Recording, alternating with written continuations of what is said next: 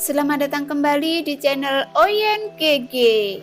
Di video kali ini kita akan melanjutkan cerita Donghua, Battle Truck Devon. Ayo langsung aja ke alurnya. Meskipun Yoshio telah berjuang hingga batasnya, Taiking tidak berniat membantu. Xiaoyan dan Taiking duduk bersila, sedangkan Yoshio mati-matian sendirian. Aku akan memberimu kesempatan untuk memilih. Xiaoyan memandang Yoshio yang tiba-tiba memiliki cahaya terang di matanya dan menjadi tertarik. Berbicara secara logis, untuk orang yang begitu kuat, buah Maruo seharusnya tidak dapat melakukan apapun. Jadi betapa menariknya. Bahkan tidak sebagus pil ajaib yang didapatkannya dari membunuh orang-orang ini. Tapi jelas, yang Yoshio inginkan bukan hanya buah Maruo, tapi juga harga diri. Aku punya dua pilihan di sini, buah Maruo atau hidupmu. Kamu memilih salah satu dari keduanya, Xiaoyan berkata. Yoshio mau tidak mau memutar matanya ke arah Xiaoyan, yang bahkan lebih menghina sekarang. Dan jika Yoshio terus berbicara, itu akan menjadi masalah. Buah Maruo semuanya telah dipecahkan. Buah Maruo adalah milikmu. Dan pelindung Dharma juga dilindungi. Bahkan jika ada sesuatu yang tersinggung sebelumnya, itu dapat dianggap sebagai kompensasi. Bisakah aku pergi sekarang? Yoshio berkata dengan berat. Yoshio tidak lagi menginginkan buah Maruo lagi. Atau apakah dia bisa mendapatkan kembali martabatnya? Sekarang dia hanya ingin keluar dari sini, menjauh dari orang-orang yang tercela ini. Tidak. Dan kamu masih perlu menyerahkan darah jiwamu. Xiaoyan memandang Yoshio dengan serius. Dan yang terakhir sedikit terkejut dan tiba-tiba terbakar amarah. Kamu tercela, Yoshio berkata dengan marah. Xiaoyan mengangguk, tapi dia tidak menyangkalnya, membuat Yoshio terdiam sesaat. Bahkan jika aku mati dalam pertempuran hari ini, aku tidak akan mengorbankan darah jiwaku, Yoshio berkata dan menegakkan punggungnya. Sepertinya dia lebih baik mati daripada menyerah. Taiking beri dia pelajaran. Xiaoyan menatap langsung ke arah Taiking hanya untuk melihat Taiking berdiri dan menatap Yoshio. Itu hanya tubuh abadi. Kita berdua akan bisa menghadapinya bersama. Yoshio memprovokasi Taiking tepat di depan Xiaoyan. Taiking melirik Yoshio dengan dingin dan langsung berkata, jika bisa diselesaikan, tidak ada perbedaan antara kamu dan aku. Taiking sama sekali tidak memberi Yoshio wajah. Lagi pula, Yoshio hanyalah langkah keempat dan Taiking adalah langkah kelima. Perbedaan antara langkah ini hanya dengan melihat percakapan antara keduanya sudah bisa dirasakannya. Ada kilatan cahaya di tangan Taiking dan pedang panjang bergantung di tangannya. Dia benar-benar berencana untuk menyerangnya. Tetapi Xiaoyan sedikit menyipitkan matanya menatap mereka berdua. Melihat penampilan Taiking, sepertinya dia benar-benar tidak mengenal Yoshio. Jangan biarkan dia hidup, Xiaoyan berkata dengan tegas. Melihat ini, Yoshio menggertakkan gigi sedikit dan saat berikutnya, sosok Taiking langsung menyapu. Dia keluar tanpa ragu karena dia tahu betul saat ini bahwa Xiaoyan sengaja mengujinya. Jika dia tidak bertindak sekarang, itu berarti dia diam-diam berkolusi dengan Suho dan sedikit kepercayaan Xiaoyan padanya akan hilang sama sekali. Dia tidak takut pada Xiaoyan dan dia benar-benar ingin bertarung. Bahkan jika itu adalah tubuh abadi Xiaoyan, jika Taiking melakukan serangan penuh, dia yakin dia bisa menang dengan peluang 70%. Karena dia sudah mencium kelemahan Xiaoyan selama dalam perjalanan untuk mengikuti Xiaoyan. Faktanya, dia mengamati Xiaoyan sepanjang waktu. Meskipun Xiaoyan memiliki tubuh abadi, metode serangannya cukup sering. Orang yang kuat di level ini dapat melihat melalui beberapa pertempuran bahwa meskipun Xiaoyan memiliki tubuh abadi, tetapi gaya bertarungnya masih pada tahap melawan dewa. Alasan mengapa Taiking memiliki kepercayaan diri untuk mengalahkan Xiaoyan adalah selain pertempuran Xiaoyan yang jauh dari level abadi, Taiking juga memiliki metode peringkat keterampilan bertarung yang lebih kuat. Pertarungan kuno yang sunyi. Tingkat keterampilan bertarung ini meskipun abadi sangat sulit diperoleh. Taiking sebenarnya sangat kuat dan dia secara alami memiliki modal untuk dibanggakan. Tapi siapa sebenarnya Taiking itu? Yang ditakuti adalah keindahan yang tak tertandingi yang muncul di sebelah Xiaoyan dari waktu ke waktu. Meskipun yang terakhir terlihat manis dan selalu memiliki senyum manis di mulutnya, jika dia benar-benar ingin bertarung, bahkan jika dia memiliki keterampilan bertarung kuno, itu mungkin tidak membantu dia. Mengetahui bahwa permaisuri telah lama jatuh, ini mungkin hanya jejak jiwa permaisuri. Tetapi meskipun demikian, setelah memasuki tempat ini, dia masih menunjukkan dominasi yang sangat menakutkan. Dia dapat mengendalikan aturan seluruh hutan belantara abadi, dan terlebih lagi, dia dapat dengan bebas memasuki menara pembantaian, mengikuti di antara mereka. Saya bahkan melihat bahwa selama permaisuri memberi perintah, warisan Raja Iblis Tianhe akan diberikan. Ini adalah generasi yang paling kuat. Bahkan jika dia jatuh, dia masih permaisuri dunia nyata Xuan Yin. Kaisar wanita yang disembah oleh ribuan orang, kekuatannya yang tak tertandingi. Bagaimana langkah kelima dari Kaisar Abadi dapat melawan dan memahaminya? Satu-satunya cara untuk Taiking sekarang adalah menstabilkan situasi. Satu-satunya cara untuk bertahan hidup. Melihat Taiking mendekat dengan niat membunuh yang kuat, mata Yoshio menjadi dingin dan dia langsung menatap Xiaoyan. Hei! Kenapa kamu tidak sengaja menyemburkan darah jiwamu? Lupakan saja. Ini untuk Anda. Yoshio memuntahkan seteguk darah dan darah jiwa memadat. Faktanya, darah jiwa tidak berakibat fatal bagi yang kuat yang telah mencapai tingkat abadi. Meskipun tidak akan langsung dimusnahkan oleh darah jiwa, itu juga akan terluka parah karenanya. Sehingga akan membuat lawannya memanfaatkan kesempatan itu dan dilenyapkan ketika dia terluka parah. Sosok Taiking tidak berhenti, tetapi terus memotong dengan pedang.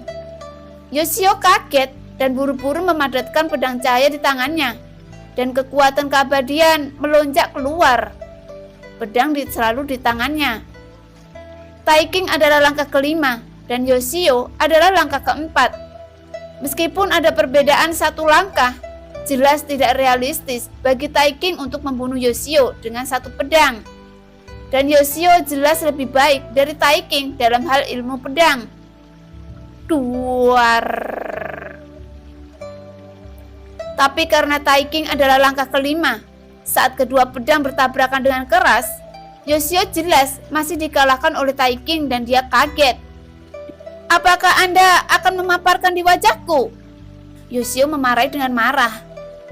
Hah? Apakah ini yang Anda maksud lebih memilih kematian daripada menyerah? Taiking melambaikan pedang panjang di tangannya, lalu mendengus dingin dan memandang Yoshio dengan jijik. Seorang pria bisa membungkuk dan merenggangkan tubuh. Meskipun saya mengatakan bahwa saya lebih baik mati daripada menyerah, itu tidak berarti aku akan benar-benar bertarung dengan nyawaku dan menjaga perbukitan hijau. Yoshio berkata dengan bangga dan sepertinya setiap kalimat masuk akal. Xiaoyan mengangkat sudut mulutnya sedikit ketika dia mendengar kata-kata itu, dan itu menarik untuk melihat Yoshio yang tidak tahu malu. Yoshio mengabaikan Taiking, tapi menerimanya, bermaksud untuk mengambil darah jiwa itu dikirim ke Xiaoyan. Dan Xiaoyan menerima darah jiwanya tanpa ragu-ragu, lalu menatap Yoshio dan mengulurkan tangannya. Serahkan semua pil ajaib yang kamu dapatkan, yang telah kamu ambil dari orang-orang yang kamu bunuh, sambil melindungi hukum. Xiaoyan berkata. Yoshio mengangkat matanya ketika dia mendengar kata-kata itu.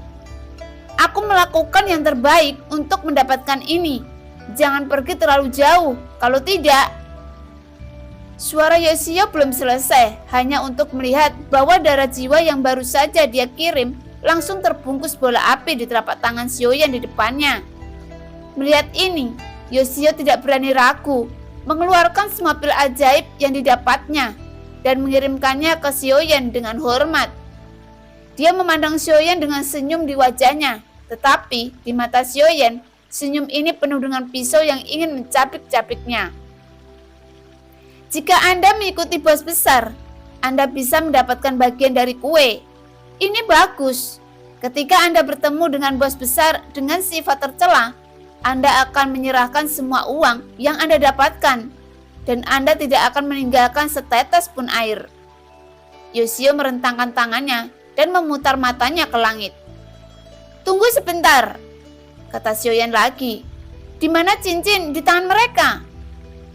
Yoshio menjadi pucat karena terkejut, menatap Xiaoyan yang tentu saja meminta rampasannya. Dia merasa sejenak bahwa orang di depannya bukanlah manusia. Saudaraku, aku memberimu semua pil ajaib dan tidak ada apa-apa di cincin ini. Jadi tidak perlu membunuh mereka semua. Yoshio hendak menangis. Itu benar, kamu membunuh orang-orang ini. Itu saja. Aku hanya ingin pil ki asal ilahi di cincin ini dan sisanya milikmu yang dianggap sebagai hadiah, kata Xiaoyan sambil tersenyum. Mata Yoshio melebar dengan marah dan dia akan dibuat kesal oleh Xiaoyan. Yoshio terengah-engah, hatinya dipenuhi amarah dan dia hampir memuntahkan seteguk darah tua. Tapi apa yang bisa dilakukan? Api di tangan Xiaoyan naik lagi saat ini dan dia menatapnya sambil tersenyum. Saudaraku, aku ingin mengatakan sesuatu. Ini adalah pil ki sumber ilahi yang saya kumpulkan dari cincin mereka. Tolong ambillah. Suara datang dari mata anjing itu. Melihat Yoshio yang diperas dan dengan sangat menyedihkan oleh Xiaoyan, karena dia juga diperas oleh Xiaoyan sepanjang waktu, Goyan merasa jauh lebih seimbang di dalam hatinya. Tapi ini benar-benar sedikit. 50 langkah menertawakan, 100 langkah semuanya mirip. Tapi saat melihat orang lain yang sama sengsaranya dengan dirinya, sepertinya tidak begitu tidak nyaman. Yoshio menundukkan kepalanya dan menghela nafas panjang. Dia tidak tahu apakah dia menderita. Rupanya dia juga memiliki kebiasaan menjarah milik orang lain. Tetapi dia tidak menyangka bahwa dia akan melakukannya. Dan pada akhirnya jatuh ke tangan Xiaoyan. Dia tidak mendapatkan buah maruo. Dia juga tidak mendapatkan pil ajaib. Dan pada akhirnya bahkan pil Shen Yuan Qi diambil darinya. Dia dulu berpikir bahwa kadang-kadang dia bertindak terlalu banyak dan tidak manusiawi. Tetapi sekarang, dibandingkan dengan Xiaoyan, dia masih harus dianggap sebagai manusia. Namun saat Yoshio ingin pergi, Xiaoyan berbicara lagi. Saya melihat bahwa Anda sangat tertarik dengan pil ajaib ini, dan Anda sangat ingin meningkatkan pil ajaib di tubuh Anda. Katakan mengapa? Yoshio tertegun sejenak dan menatap Xiaoyan dengan sedikit keterkejutan di matanya. Matanya sangat aneh, seolah dia bertanya-tanya mengapa Xiaoyan datang ke sini dan dia tidak tahu kenapa. Melihat mata Xiaoyan, sepertinya dia benar-benar tidak tahu. Apakah kamu mengenal Raja Iblis Tianhe? Yoshio bertanya ragu-ragu. Xiaoyan mengangguk. Saudaraku, apakah kamu tahu kekuatan Raja Iblis Tianhe? Xiaoyan sedikit mengernyit saat mendengar ini dan memelototi Yoshio. Jangan menahan kentutmu di mulutmu, biarkan cepat pergi. Awalnya saya ingin memberitahu Anda, tetapi Anda langsung memarahi saya. Itulah mengapa begitu banyak makhluk abadi datang ke sini tanpa ragu-ragu. Karena Raja Iblis Tianhe pernah mencapai warisan keabadian semu setengah langkah. Saya mendengar bahwa tingkat atas menara pembantaian memiliki keterampilan bertarung tingkat kuno. Agaknya Anda tahu bahwa bahkan jika Anda menerobos kekaisaran abadi, masih sulit untuk menembus kekuatan tempur sebelum Anda mendapatkan keterampilan bertarung tingkat kuno yang sebenarnya. Memiliki keterampilan bertarung tingkat kuno juga merupakan pengejaran banyak makhluk abadi. Untuk pergi ke tingkat yang lebih tinggi dari menara pembantaian, Anda membutuhkan energi iblis. Semakin banyak energi iblis, dan dikatakan bahwa jika Anda ingin mendapatkan keterampilan bertarung yang diwariskan dari Raja Iblis Tianhe, Anda memerlukan setidaknya pil ajaib ratusan pola. Dengan kata lain, pil ajaib ungu.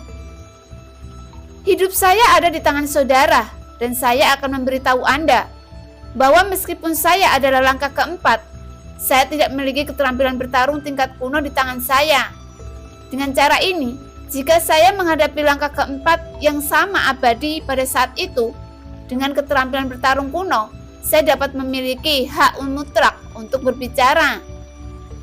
Itu sebabnya, aku juga menginginkan keterampilan bertarung tingkat kuno. Jadi saya berusaha sekuat tenaga untuk merebut energi iblis. Yoshio berkata perlahan. Xiaoyan menatap Yoshio ketika dia mendengar kata-kata itu. Meskipun mulut yang terakhir sedikit patah, tetapi setelah analisis yang cermat dari kata-kata ini, tampaknya benar, dan Xiaoyan tidak menemukan kekurangan apapun dalam kata-kata ini. Level, gumam Xiaoyan, dan Yoshio sedikit mengangguk. Xiaoyan mengeluarkan pil ajaib yang baru saja Yoshio berikan di tangannya dan melemparkannya ke mulutnya. Hanya saja, aku juga tidak memilikinya. Suara berat Xiaoyan keluar dan energi iblis yang kuat meletus di tubuhnya. Dengan panik, berkumpul menuju pil ajaib di dantian. 19 pola, 20 pola, 22 pola.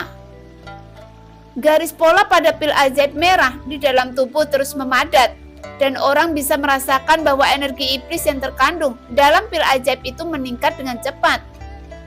Sebelumnya, Xiaoyan tidak mengetahui fungsi dari pil ajaib, tetapi bayangan cahaya ajaib Tianhe membuat Xiaoyan tidak lagi menahan energi iblis. Karena hanya untuk menggunakan bayangan cahaya ajaib Tianhe membutuhkan energi sihir yang lebih kuat. Sekarang dia mendengarkannya lebih banyak lagi. Dari apa yang Yoshio katakan, keterampilan bertarung peringkat kuno, Xiaoyan tidak tahu keterampilan bertarung semacam ini.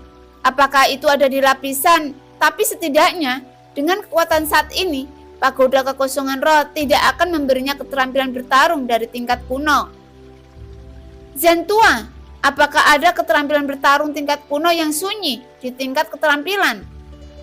Xiaoyan langsung mengirim jiwanya ke pagoda kekosongan roh dan bertanya.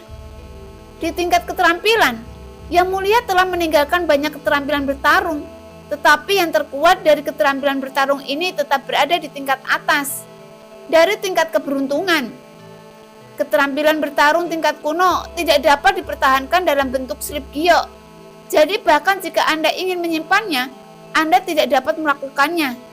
Tetaplah, jadi Anda perlu menemukan keterampilan bertarung di atas tingkat keberuntungan. Setelah Xiaoyan bertanya, suara Zantua keluar perlahan, dan Xiaoyan juga sedikit terdiam ketika mendengar kata-kata itu. Dia seharusnya memilih keterampilan bertarung apapun dari peringkat pertama, tetapi dia tidak pernah berpikir bahwa yang terkuat adalah peringkat keberuntungan. Jadi untungnya, dia bertanya tepat waktu. Saat ini, saya tahu melalui Yoshio bahwa ada warisan kuat yang ditinggalkan oleh Raja Iblis Tianhe di menara pembantaian ini. Dan dalam warisan ini, keterampilan bertarung kuno memiliki kandungan emas yang sangat tinggi. Saya khawatir, justru karena ini setelah berita itu keluar, begitu banyak dewa abadi pasti akan tertarik. Dia mempertaruhkan nyawanya untuk mendapatkan warisan dari Raja Iblis Tianhe yang pernah melangkah ke abadian semu setengah langkah. Xiaoyan bukan dari dunia nyata Xuan Yin, jadi dia belum pernah mendengar tentang Raja Iblis Tianhe. Dan dia tidak jelas mengapa warisan Raja Iblis Tianhe memiliki daya tarik yang begitu kuat. Tapi sekarang tampaknya warisan Raja Iblis Tianhe sangat kuat, setidaknya untuk Kaisar Abadi. Itu benar-benar menarik. Jika tidak mungkin begitu banyak dewa abadi datang untuk memperjuangkannya. Kalau begitu, maka warisan ini bisa direbutkan. Setelah beberapa lama, Xiaoyan perlahan membuka matanya, dan pil ajaib di tubuhnya telah memadatkan 36 pola saat ini. Pil ajaib merah lebih bersinar, dan pada saat ini, Xiaoyan dapat merasakan bahwa setelah cahaya ajaib Tianhe memiliki energi sihir yang cukup, ia dapat menampilkan level terkuat. Setelah menyerap pil ajaib, Xiaoyan berdiri perlahan dan tidak terus menelan buah Maruo. Karena Xiaoyan memiliki pengalaman sebelumnya, dan harta semacam ini harus dimakan perlahan, tidak boleh terburu-buru. Karena setelah dinaikkan menjadi 1,2 miliar saat ini, bahkan jika terus ditelan, sumber Qi dalam jumlah besar akan meluap dari tubuh Xiaoyan.